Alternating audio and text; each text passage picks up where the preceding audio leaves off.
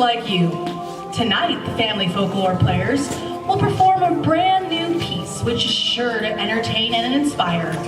You are about to set out on an adventure of your lives about the Indiana Dunes State Park. So turn off your cell phones and let's go back in time. And just a little note, we're going to have some audience participation. So when I say snakes, you hold them up. And we say teddy, and we hear the word teddy bear. We got a very famous individual who the teddy bear was named after. You hold it up, okay? Everybody got that? All right. And if you got it, can you raise your hand? All right. Snakes. All right. Teddy bear.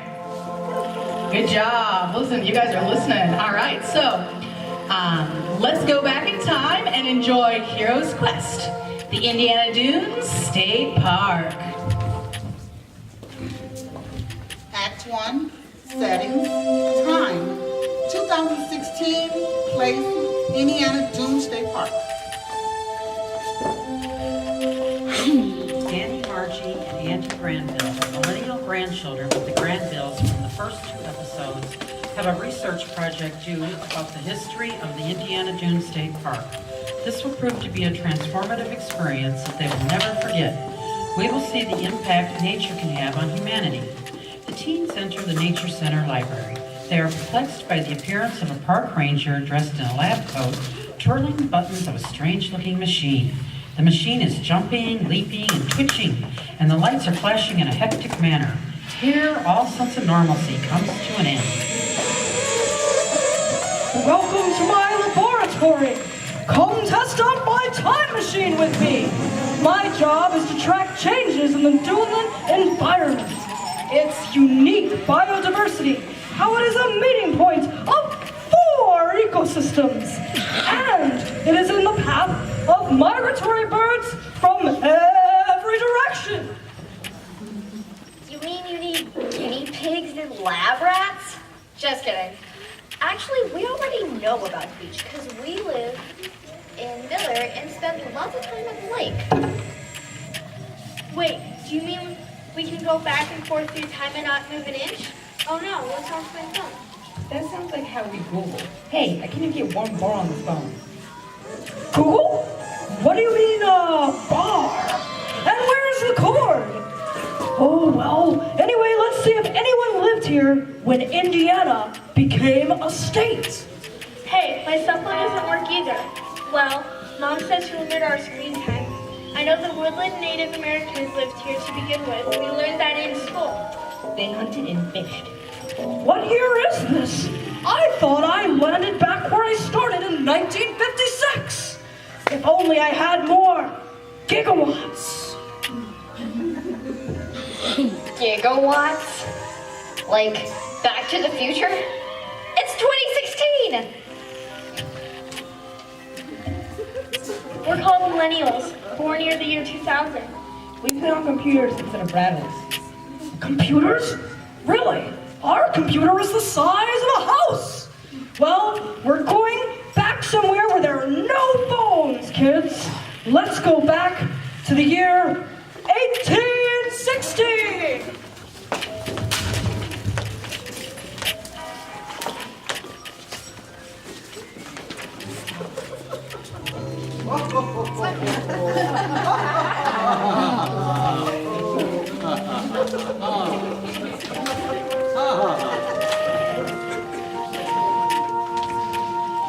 Did you ask for a gigawatt? Dr. Sparks, that's me. I'm just what the doctor ordered. 1 billion watts of energy at your service. Enter 2 people from the past out of the time machine. My gosh, my darling Francois wife, I have brought you to the southern banks of the beautiful Great Lake Michigan. I can see how the dunes change into a thick forest right here before our eyes. So much fox, beaver, and deer. Well, my fur trading husband, we've traveled far from Mackinac Island. If this land can support us, we'll make it home. Ah, my lily of the lake, with white skin and raven hair. The first thing I plan to do is to learn if this river leads west. If I can travel west, I can trade my furs to Americans from sea to shining sea. Well, let's make camp here with our family and you can begin your search. Yes, I would take many trips to search this rich dune land, and then we'll find answers to our survival. Joseph Bailey did find his water route. When he reached Blue Island, the nickname for a ridge where the blue sky reflected on the blue water, giving the appearance of an island, he realized he had found a series of waterways leading south and west. And in 1822, we built the first town in northwest Indiana, Baileytown. And our children grew to adulthood, becoming influential members of society. I founded the first settlement on the southern tip of the Great Lake, Michigan. I designed the plans for over 2,000 acres, reaching from Porter County to Miller Beach in Lake County. Well, kids, why did you learn about the Baileys? The Baileys fell in love with the dunes. I said this place could become home for the pioneers, and I thought food came from the store. Just kidding. Hey, I didn't use my phone. My cell is just like a tool, like a hammer or a screwdriver. Nature is the real thing. Got something to say, time machine?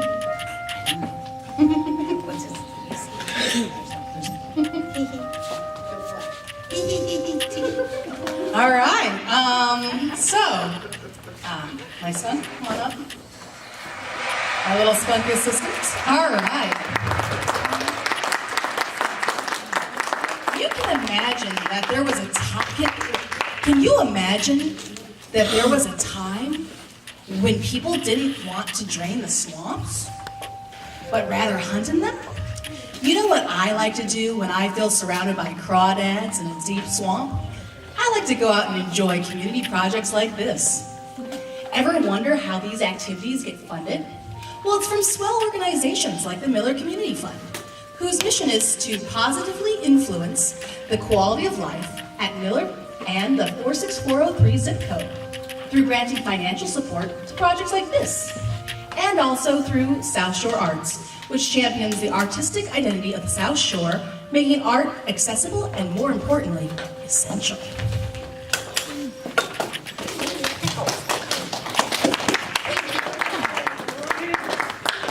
Act 2, setting, time, in the 30s, place.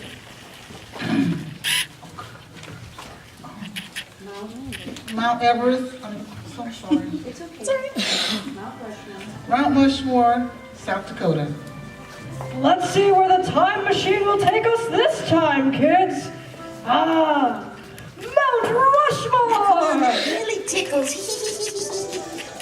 How's this? How's this? And 1 gigawatt can power almost 1 million homes. The heads of presidents were carved into Mount Rushmore in the 30s? I learned that on TV. Hey, the statues are coming to life.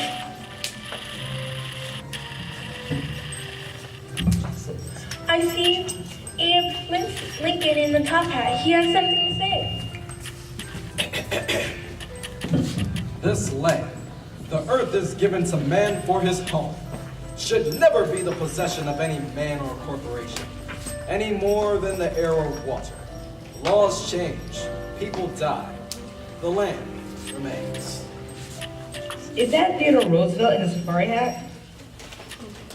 I was a sickly child, so I turned to the outdoors to come back to health.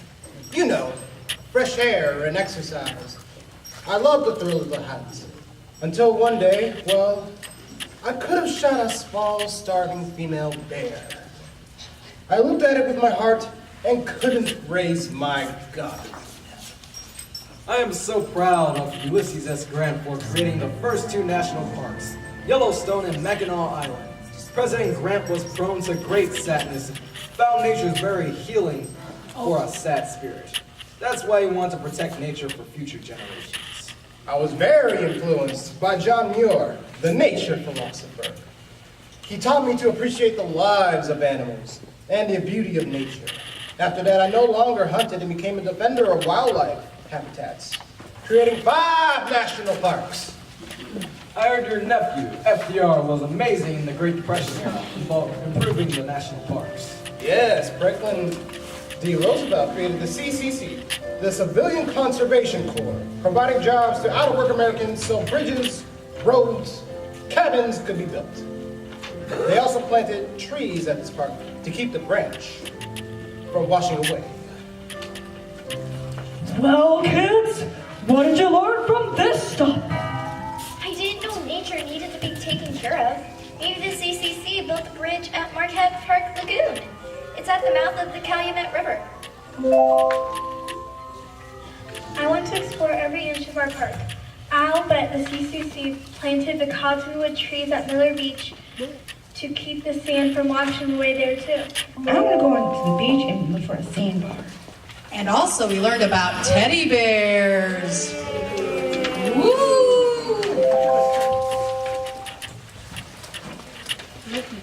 Act 3, settings, time.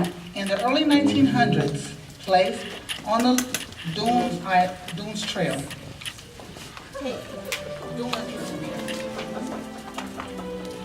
Famous people touring the dunes, including Stephen Mather, the first National Park Director, Colonel Lieber, first Superintendent of the Indiana State Parks, Jens Jensen, the landscape architect of the Indiana Dune State Park, and novelist Gene Stratton Porter. Let's see where the time machine will take us this time. Oh. Hey, how about a massage instead? That, that tickles and hurts. How about a massage? California now has 1 gigawatt of solar power from the sun. Now America joins 5 other countries that have 1 gigawatt of solar power. You go, Globe. That's right, you go, Globe. But there is Stephen Mather, the first superintendent of the national parks. Oh, hey, everyone, make sure you have your hat on to be a part of the parks. All right, Stephen, sorry. I made my first fortune pitching 20 mule team borax, a soap product.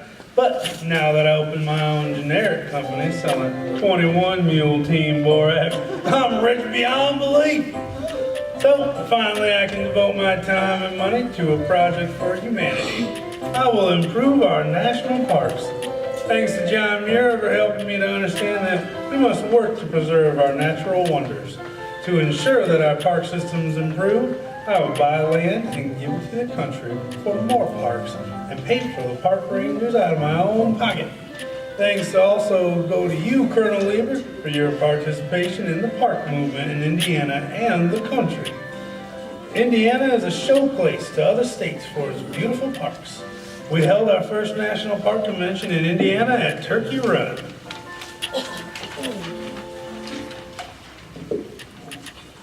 Our Indiana parks are not just for picnicking. They hold human and wilderness memories.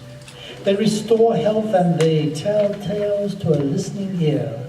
Most important thinkers were inspired in the wilderness. That is why we must charge admission to remind citizens of the value of nature and to pay for the upkeep of the state parks. Thanks to you, Jens Jensen, for your visionary plan in the landscaping.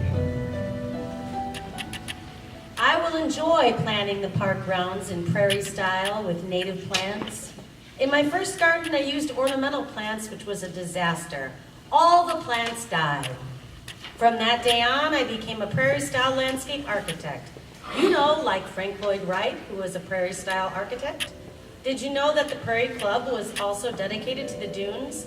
They gave Indiana much of the land that became Indiana Dune State Park. We also owe a debt to Mrs. Jean Stratton Porter, who is compared to Teddy Roosevelt for her contribution to the conservation movement.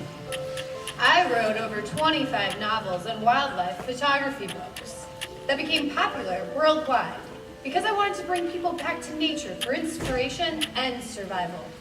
Like Moses leading his people in the promised land.